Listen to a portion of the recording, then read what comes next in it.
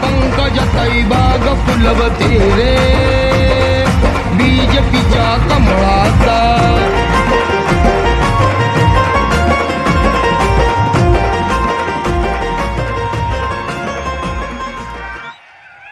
इंसान की ही जाति फिर भी मुश्किल जीना जीते हैं. जाति भेद और पिछड़ेपन का नित्य जहर जो पीते हैं. इंसान की ही जाति है फिर भी मुश्किल जीना जीते हैं. जाति भेद और पिछड़ेपन का नित्य जहर जो पीते हैं. उन पिछड़ों ने अपनाया मुझको, उन पिछड़ों ने अपनाया मुझको. मैं उनकी रोजी रोटी हूँ. मैं गोपीनाथ मुंडे की बेटी हूँ. पिछड़ों का दर्द मैंने अपना दर्द माना है. उनका बनू सहारा मन में मैंने ये ठाना है. कमजोर हो जो चल न सके, कमजोर हो जो चल न सके, मैं उनके हाथ की लाठी हूँ. मैं गोपीनाथ बेटी हूँ. मैं गोपीनाथ मुंडे की बेटी हूँ. आज राष्ट्रसंत माझ्यासाठी, माझ्या पित्याची जशी मी लेक आहे तशीच ज्यांची मी लेक आहे असं मला वाटतं. ते माझ्या मागे इतके देखणे, इतके सुंदर आहा. ते पागोट, तो हार, ती ज्ञानेश्वरी बैसुनी पाण्यावरी, वैसुनी पाण्यावरी. सलाम वालेकुम. माझा मुस्लिम बांधव मुंडे साहेबांचा फोटो घेऊन नाचतोय रे. तर या मुंडे साहेबांनी जो वारसा मला दिला ना, त्यांना त्यांचा मृत्यू दिसत होता असं मला वाटतं. कारण त्यांनी भगवान गडावरून शेवटचं वाक्य जे म्हणले ते मला यावेळी गडावरून दिल्ली नाही, मुंबई नाही, मला गडावरून पंकजा मुंडे दिसते. पंकजा, त्यांनी मला त्यातून जो संदेश दिलाय तो संदेश मी खरा करून दाखवला. मला जीवनामध्ये काही उभारता आलं नसेल पण मी भगवान भक्तिगड निर्माण केला. माझ्या भगवान बाबांच्या जन्मगावी, या पवित्र गावी, या पवित्र माती जिथे वैभव संपन्न भगवान बाबांचा जन्म झाला, त्या भगवान बाबांच्या जन्मगावी मी आले. आणि या गावातल्या लोकांनी सांगितलं ताई इथं घ्या मेळावा. मी म्हणलं पुन्हा तुम्ही म्हणताल इथं घेऊ नका तर मी कुठं जाऊ. आज काही लोक मला फोन करत होते, अरे तुमच्या मेळ्यावर एवढे अमुक तमुक तमुक तमुक सगळे लोक यायलेत, तुम्हाला पुढच्या वेळी इथून काढतील. मी मला आम्हाला काय, आम्ही भगवान बाबाचा झेंडा घेऊन पुन्हा शेतात जाऊन उभं राहू, आम्हाला काही नाही. पण या भगवान बाबांच्या सुंदर कार्यक्रमाला मंचावर विराजमान, हे कळलं कळलं, महाराष्ट्राची वाघीण आहे वाघीण. आता का बसा. या भगवान बाबांच्या या पवित्र आपला दसरा आपली परंपरा या कार्यक्रमाला आवर्जून मंचावर उपस्थित राष्ट्रवादी पक्षाचे नेते, या जिल्ह्याचे पालकमंत्री, राज्याचे कृषी मंत्री, माझे भाऊ धनु भाऊ,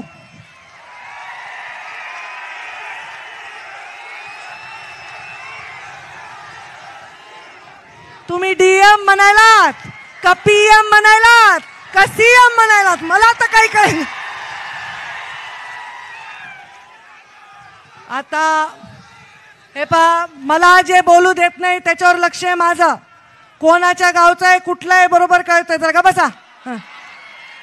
मंचावर विराजमान आमच्या बहीण, माझ्या धाकटी बहीण, माझी लाडकी बहीण, माझा जीव की प्राण प्रीतम मुंडे. तिच्या बाजूला बसलाय बघा एक गोरा गोरा मुलगा. उभा राहा जरा बेटा.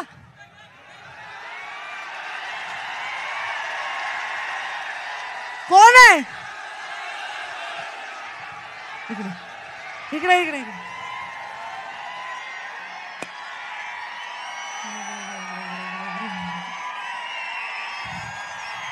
ते पुढे या म्हणतात. हा माझ्यापेक्षा फार उंच पण छोटासा आहे माझा मुलगा आर्यमन. भगवान बाबाच्या दर्शनाला आलाय. जाऊ, त्याला मी का बोलवलं इथे? तो भगवान बाबाच्या दर्शनाला आलाय. तुम्हाला वाटत असेल आर्यमन मला खूप प्रिय आहे, वाटतंय का नाही? असेल का नाही? जीवाहून जास्त लेकरू. पण त्याला मी सांगितलंय तुझ्यापेक्षा सुद्धा मला हे लोक जास्त प्रिय, कारण माझ्यावर जीएसटीची छापा पडला तर 12 कोटी जमा केले अंबारदरांनी. माझा निवडणुकीचा निकाल लागला, अरे जीव दिला रे लेकरांनी माझ्या. आणि मला सांगा, पोटच्या लेकरापेक्षा तुमच्यावर माया करते की नाही? तुम्ही तुमच्या लेकरांच्या पेक्षा, आई बापापेक्षा मला जीव लावता की नाही? बस, मला आता अजून काहीच नाही पाहिजे, अजून काहीच नाही पाहिजे.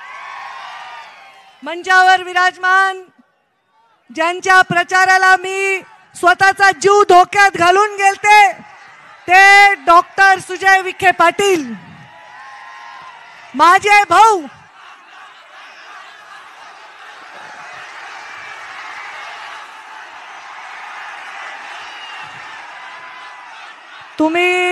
मी दसऱ्याला पुढच्या वेळी कॅन्सल करीन. दसरा मेळाव्यात चालत नाही असं. शांत बसा. अरे थांबा ना, मग काय करू?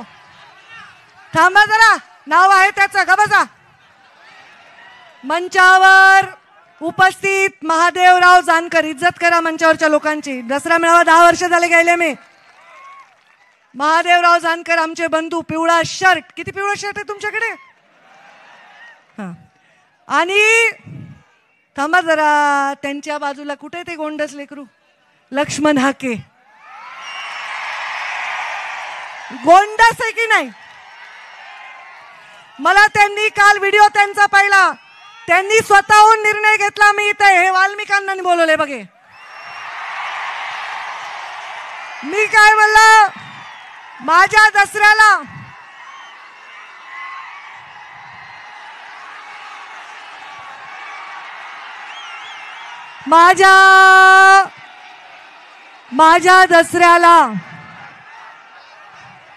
माझ्या दसऱ्याला मी कोणालाही निमंत्रण देत नाही, परंतु माझा सन्मान ठेवून आलेल्या लक्ष्मण हाकेंचे मी स्वागत करते. आणि मुंडे साहेबांच्या आणि भगवान बाबांच्या स्मृतीला त्यांनी वंदन केलं. मंचावर उपस्थित माझी बहीण, आपल्या शेजारच्याच आमदार मोनिका राजळे, आमचे ज्यांच्याशिवाय कार्यक्रमात करमतच नाही टोपीवाले, उभा राहा, शिवाजीराव कर्डिले, ज्यांनी भाषण केलं सगळ्या महिलांच्या वतीने, मेघना बोर्डीकर आमदार, त्यांच्या शेजारी टोपी घालून बसलेली आमची नमिता मुंदडा आमदार, तसेच मंचावर उपस्थित आमचे ज्येष्ठ मार्गदर्शक भीमरावजी धोंडे माजी आमदार,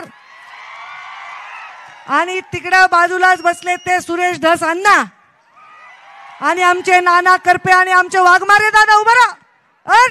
ते बघा वाघमारे उपोषण केलं जीवापाड तुमच्यासाठी.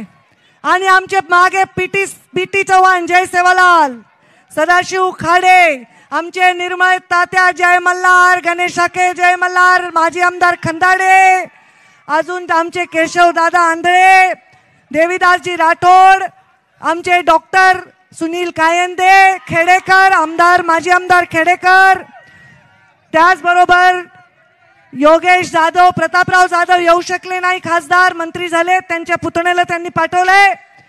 आणि आमच्या आईसाहेब राधाताई सानप, राम कुलकर्णी, सुदाम महाराज पानेगावकर, यश बाळासाहेब अजबे, गोकुळ दौंड, अरुण मुंडे आणि सर्जेराव तांदळे, विजय गोलार, तय्यब भाई, रामदास बडे, रामराव खेडकर, हेमंत धात्रक, सर्व मी तुमची क्षमा मागते कारण अजून भाषण सुरू झालं नाहीये.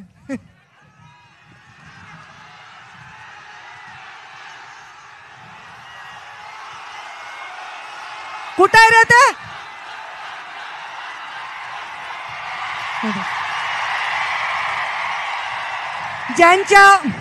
ज्यांच्या शिवाय धनंजय मुंडेंचं पाने हालत नाही ते वाल्मिक करा. आता मला विचारायचंय तुम्हाला,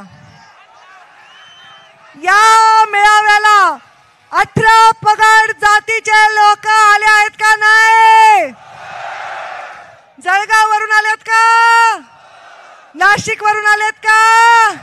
बुलढाण्यावरून आलेत का? येवल्यावरून आलेत का? नगर वरून आलेत का? आता कुठून आलेत का?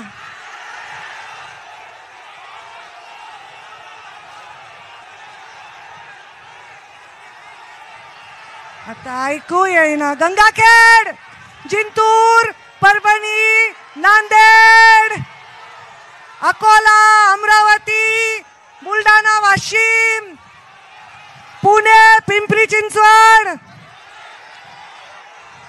आलेत.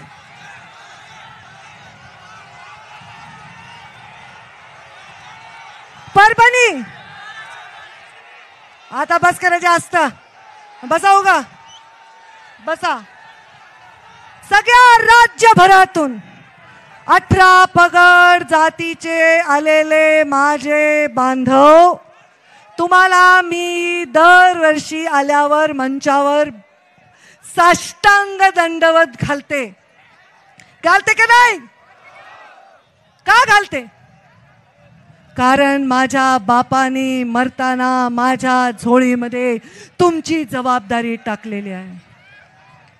तुम्ही मला जिंकवलं तेव्हा मला इज्जतच दिली, पण माझा पराभव झाल्यानंतर त्याहूनही जास्त इज्जत दिले.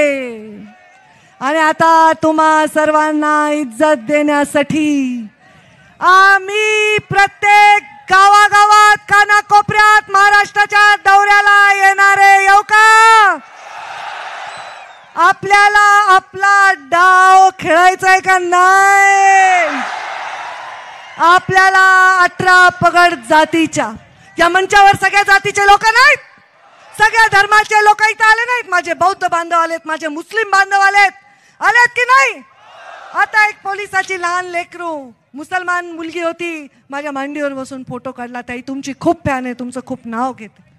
का बरं? का? मी म्हणलं हे शासकीय कार्यक्रम नाही आहे, लाभार्थी संमेलन नाही आहे, हे ज्याला काहीच लाभ नाही त्या मोठा जिगरा असणाऱ्या लोकांचा कार्यक्रम आहे. अरे ऊस तोडणाऱ्या कोयत्यावर गोपीनाथ मुंडेचं नाव लिहिणाऱ्यांचा कार्यक्रम आहे. किती मिळाली भाववाढ? किती एवढ्या वर्षी किती घेऊन आलात? आता मतदान केल्याशिवाय जाऊ नका रे बाबांनो, गडबड करताल बर का तुम्ही. मी म्हणल्याशिवाय ऊस तोडायला जायचं वचन द्या मला. भगवान बाबांनी आपल्याला आध्यात्मिक शिक्षण का दिलं बरं? का? या डोंगर कपाऱ्यातल्या लोकांना माणूस म्हणून जगण्याचा अधिकार मिळावा म्हणून भगवान बाबांनी सांगितलं, सप्ते करा, अध्यात्म करा, कीर्तन करा, भजन करा, जमिनी विका पण शिका, हे भगवान बाबांनी सांगितलं. तरीही माझ्या ऊसतोड कामगारांना आजही लेकरं पाठीवर बांधून ऊस तोडावा लागतो. लोक म्हणतील तुम्हाला काय फरक पडतो? मला फरक पडतो. मला वाईट वाटतं, माझ्या आत्म्याला वेदना होतात आणि पुढचे 20 वर्ष लागो, 30 वर्ष लागो, मी माझ्या या ऊस तोडणाऱ्यांचं जीवन बदलल्याशिवाय माझा शेवटचा श्वास घेऊ शकणार नाही. अरे तुमच्या लेकरांच्या अंगावरचा मळका शर्ट बघून, तुमच्या लेकरांच्या हातामधला तुटका खेळणं बघून माझ्या जीवाला काय वाटतंय मला सांगता येणार नाही. भगवान बाबाच्या साक्षीने सांगते. पंकजा मुंडे खोटं बोलते का? पंकजा मुंडे थापा मारते का? पंकजा मुंडे काही अंधारात एक उजेडात एक वागते का? आणि कुणाला घाबरते का? अंधारातून भेटते का कुणाला जाऊन? कुणाला घाबरत नाही. मी घाबरते ते या समोरच्या मैदानात माझ्या भाषण ऐकायला लोक नसतील त्या दिवसाला घाबरते. मी भगवान बाबांना प्रार्थना करीन, असा दिवस सुद्धा उजाडू देऊ नका. तुमचं जीवन भलं करायचंय रे, भांडायचंय तुमच्यासाठी. तुम्हाला विमा मिळवून द्यायचा आहे, तुम्हाला शेतीच्या पिकाला भाव मिळवून द्यायचा आहे, तुमच्या गावापर्यंत रस्ते द्यायचेत, विकास करायचा आहे, शाळा, शिक्षण, या सगळ्या गोष्टी करायच्या. केलं की नाही मंत्री असताना सांगा बरं? राज्यभरातून तुम्ही आलात. कर्डिले साहेब नेहमी सांगतात, अहो ताई एवढे रस्ते केले, मी तर मागितलेच नव्हते. न मागता रस्ते दिले, न मागता विकास दिला. या बीड जिल्ह्याला ऐतिहासिक विमा दिला.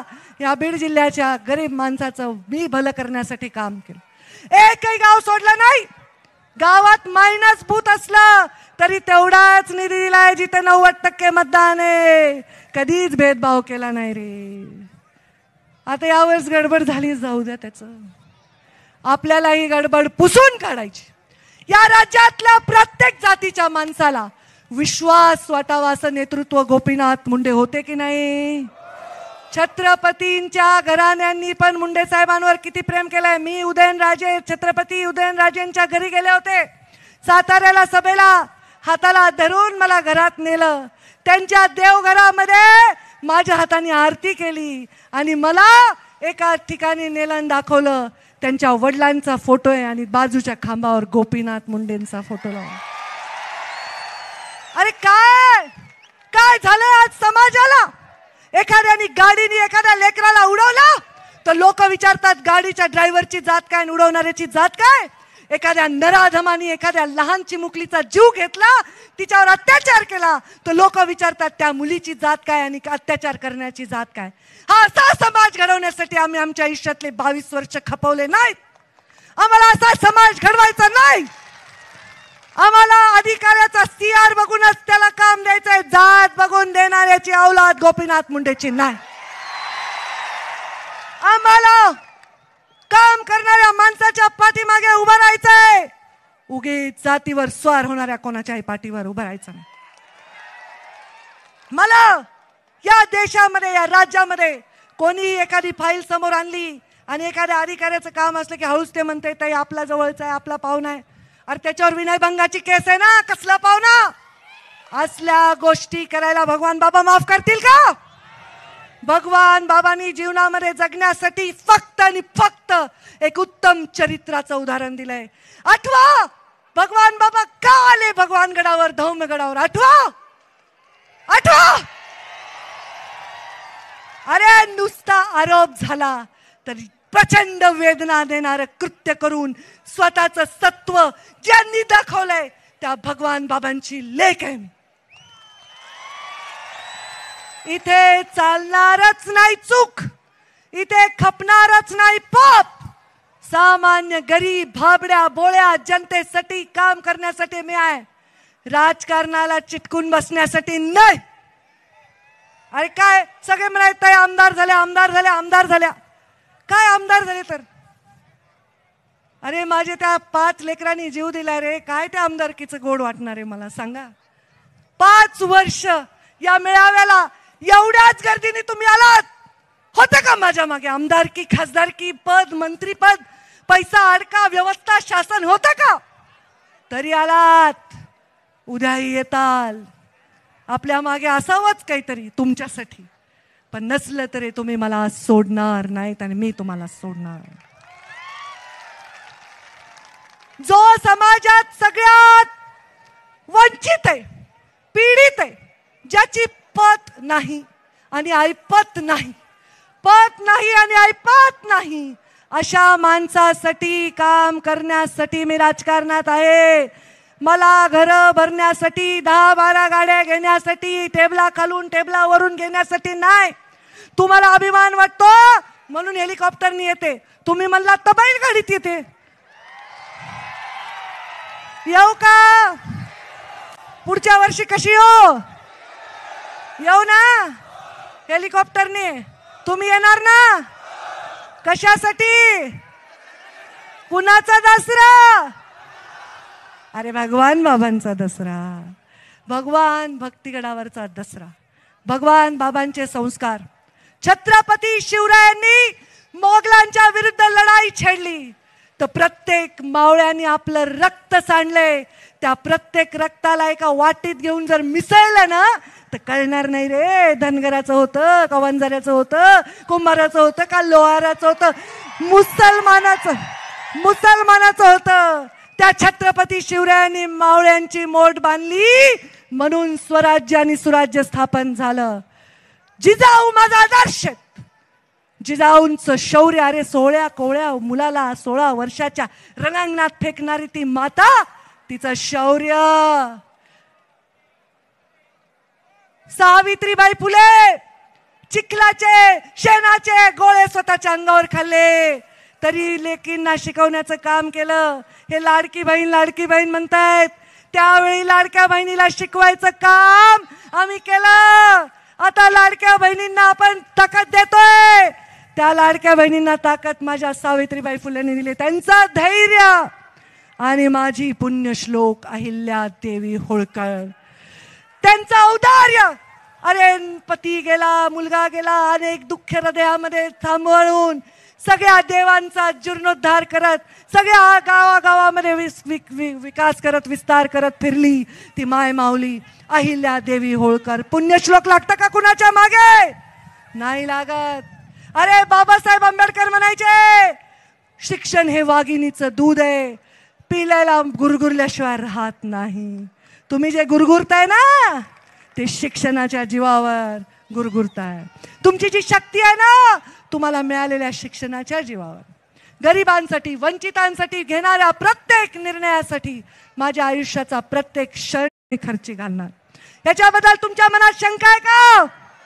तुम्हाला वाटतं का ताई थकल्या आहेत, पडल्यामुळे जरा नाराज झाल्या आहेत, आमदारकी घेतल्यामुळे शांत झाल्या आहेत, असलं काही वाटतं का?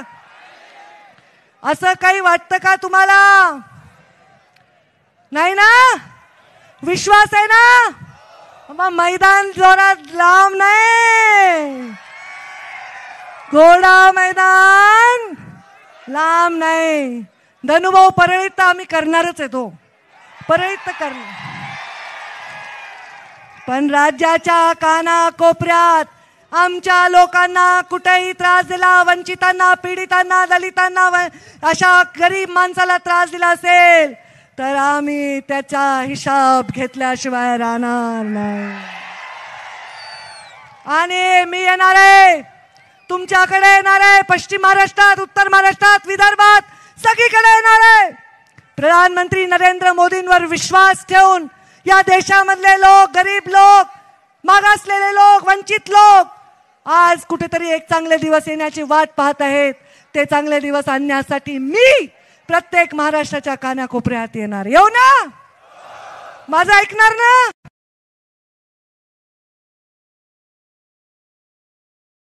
ऐकणार ना? कंबर कसा, कोयते बिते घासून ठेवा.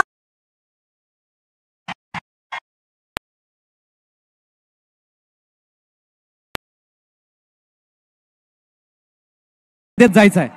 आभार संदेश सानप हे म्हणतायत.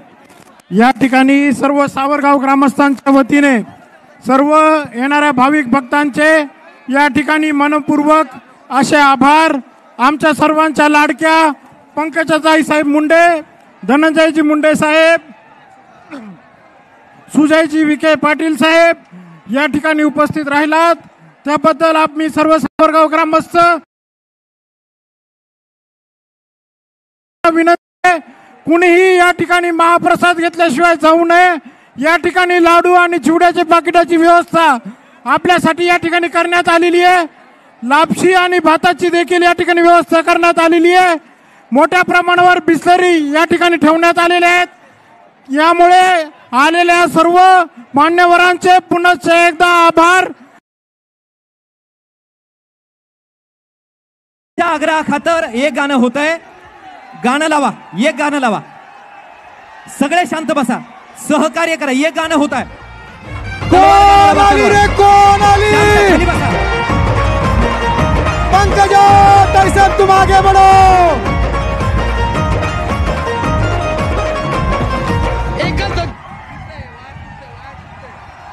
खाली बसा, खाली बसून. हे बघा, खाली खाली. हे बघा, वायर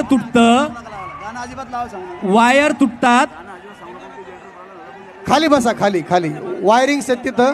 एकदा सगळे, परत एकदा सगळे खाली बसा, खाली बसा. कोण आली रे कोण आली? लोकनेता पंकजा ताई साहब तुम आगे बढ़ो. अवघ्या 5 मिनिटांमध्ये कार्यक्रमाला सुरुवात होत आहे. सर्व भगवान बाबांच्या भक्ताला नम्र विनंती आहे, वायरिंग कुठेही तुटणार नाही याची काळजी घेणं गरजेचं आहे. आपण सर्वांनी भारत माता की जयच्या घोषणा द्या.